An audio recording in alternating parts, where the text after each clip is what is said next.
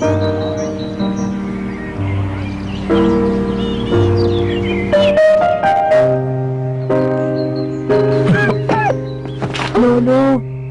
okay ka lang po? No. Pasensya na kung pinag-alala kita. Wala po yun. Dapat nga ako magpasalamat kasi sinama niyo ako eh.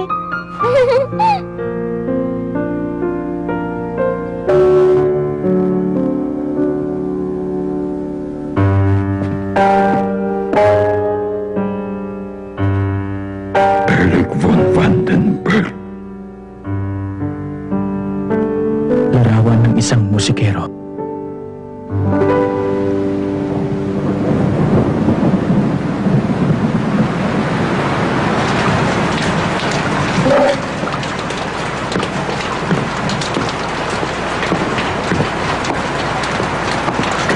Okay, Usap. Gusto ko mangako ka sa akin.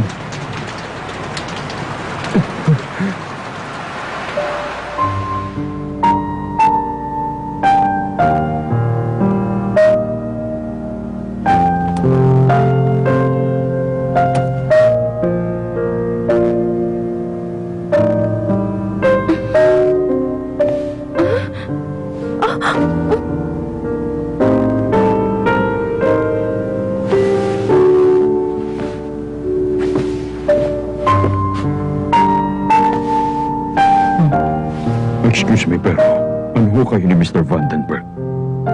Ako ang kanyang kapatid. Bianca ang pangalan ko. Ako si Daikiniwa. Nakikilamay kami. Kayo pala yon. Kung maaari, sana'y pakihintay muna ako sa loob ng aming bahay. Meron ako ibibigay sa'yo, Mr. Niwa. Ikararangal ko.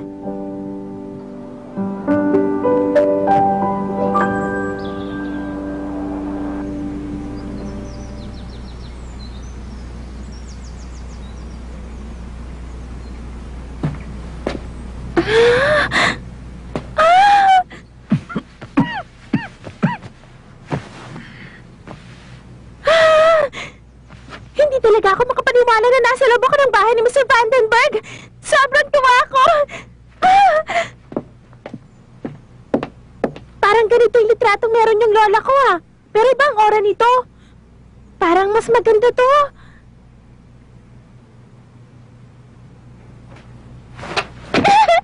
Alam mo, hindi ako nagsisising sumama ako sa iyo ngayon, Daisuke. Oh? Salamat sa paghihintay. Tuloy kayo sa loob. Miss Bianca? Sa picture na to, mukha naman siyang mabait, pero ang alam ko masungit siya eh. Naku, sorry! Napakabait na tao ng kapatid ko.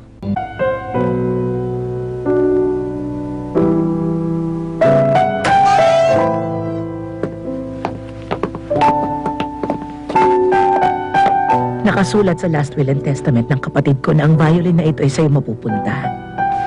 Pwede niyo mo munang i-check ang laman.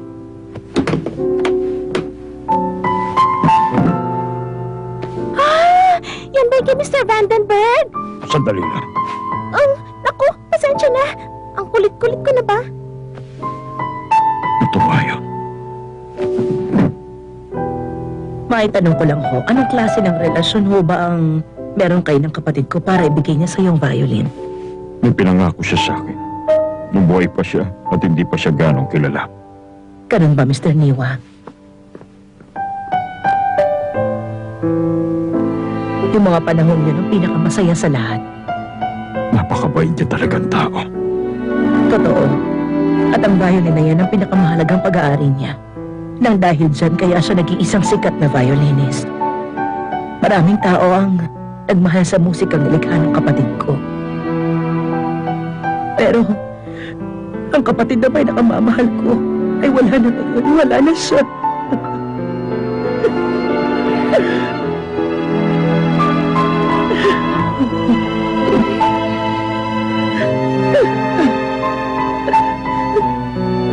Pasensya na. Hindi ko na dapat sinabi yun. Sumama ho muna kayo sa akin para mapirmahan yung ilang mga papeles, Mr. Niwa.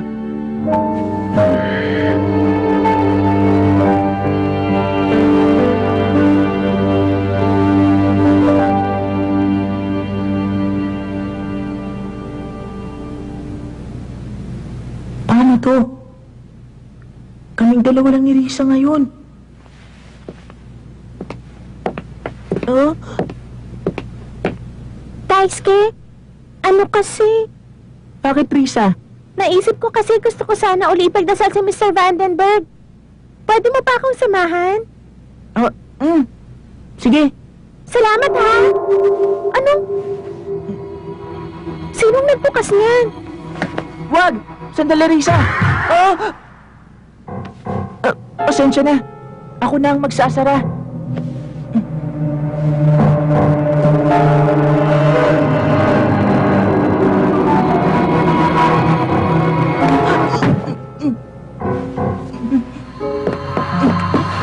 Daisuke! Anong nangyayari? Ayos ka lang ba? Daisuke?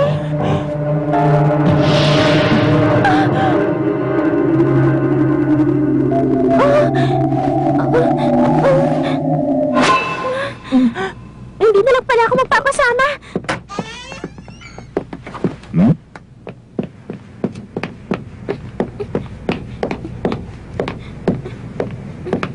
Bakit? Bakit parang hindi si Daisuke yun? Ano nangyari, Daisuke? Meron tayong maliit na problema, Daiki.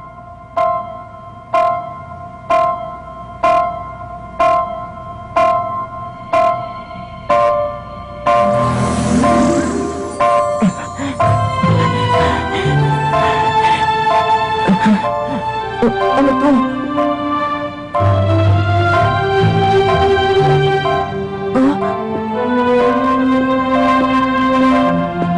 Si Risa ba yan? Hindi siya. Sino?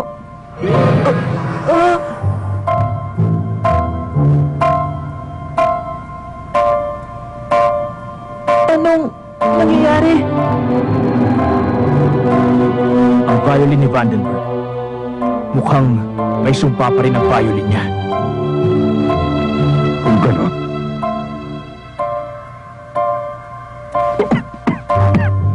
Hindi na tayo dapat magsayang ng oras.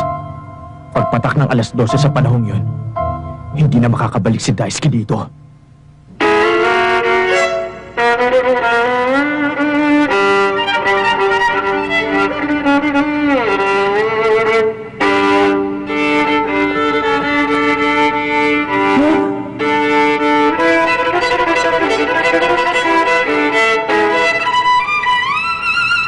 Sandali, posible kayang nasa panahon ako ng...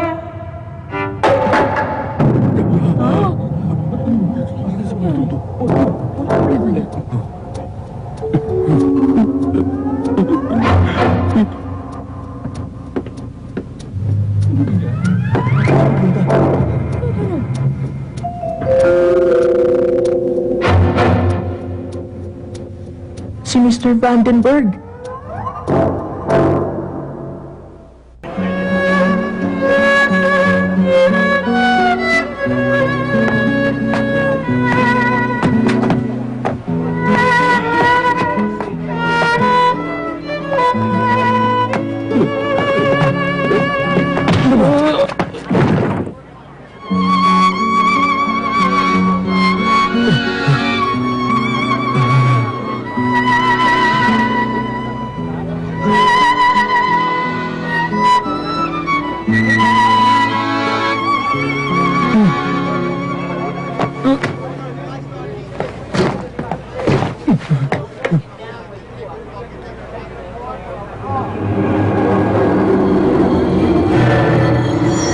Yun yung violin!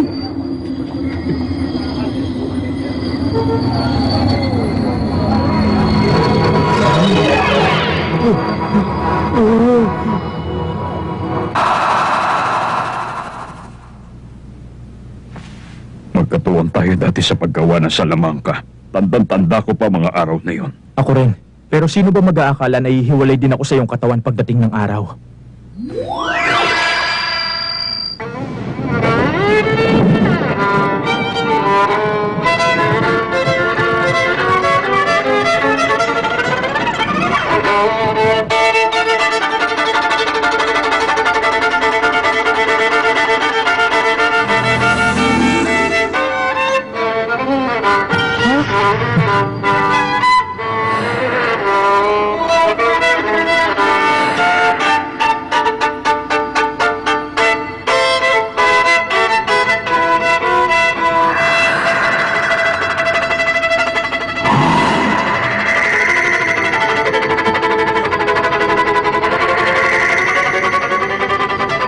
pwedeng mangyari. Kailangan may gawin ako.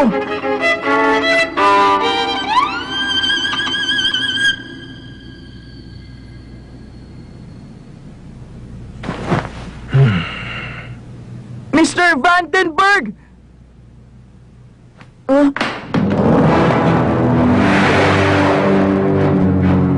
Naku, posible kayang si Lolo yan?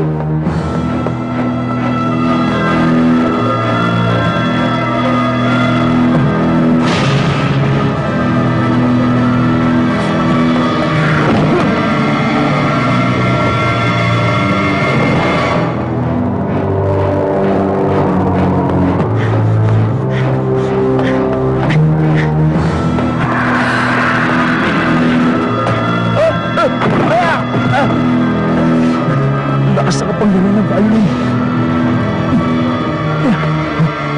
Ibalik mo yan. Pag-aari ko ang violin na yan. Makinig ka! Nasasanipan ka ng kapangyarihan ng violin! Tumigil ka! Wala ka na bang alam mga bata? Mabuti pa. Ibigay mo na sa akin yan!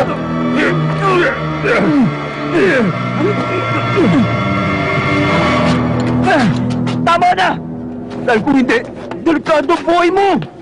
Ginusto ko lahat ng ito. Ang violin na ito, ang nagbibigay kahulugan sa buhay ko. Natagpuan ko rin yun sa wakas. Nakahanda ko isugal ang buong buhay ko para sa violin na ito.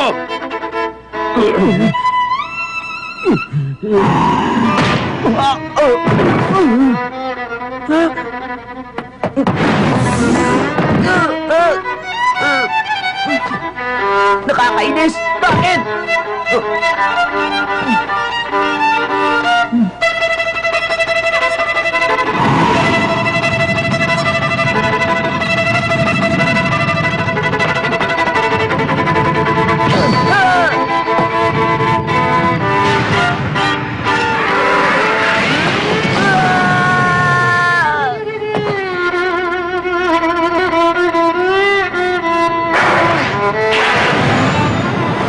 Si Lolo!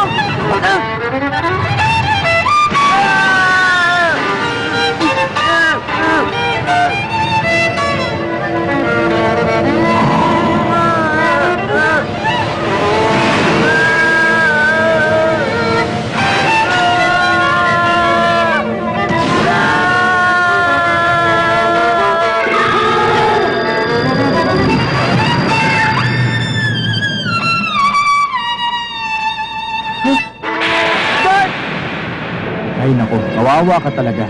Mahina ka pa nga ba? Pero ang hilig mo pa rin masapot sa kung ano-anong kulo.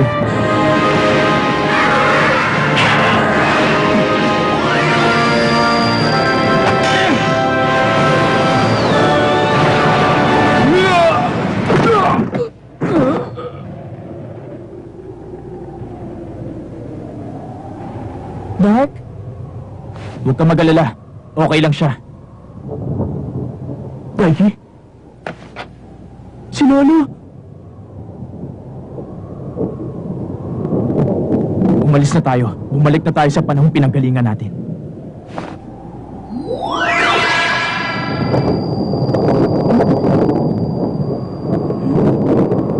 Ano pang hinihintay mo, Daisuke?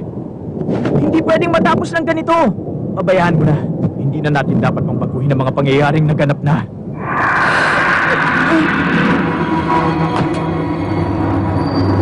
Hindi! Kailangan kumilos tayo!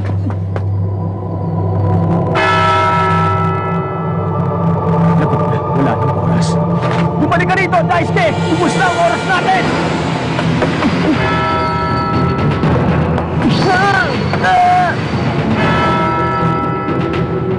Pambihira. Kahit kailan pahama ka talagang bata ka!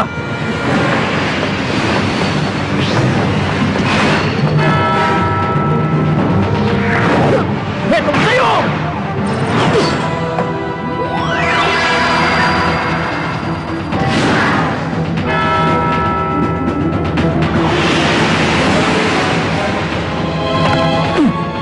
Daisuke!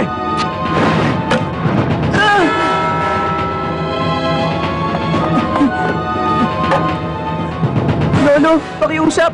Tanggalin mong sumpa sa violin ito!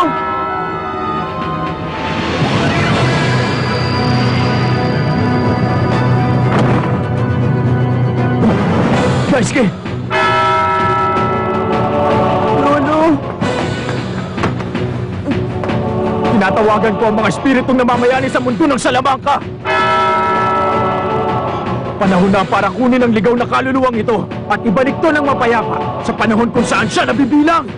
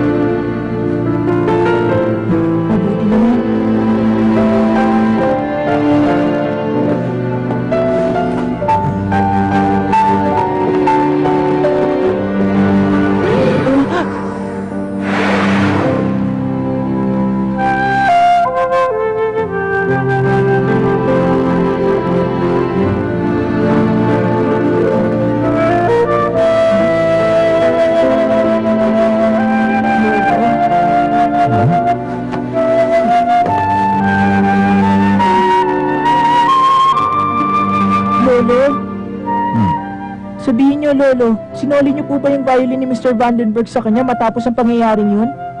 Matapos ang alin?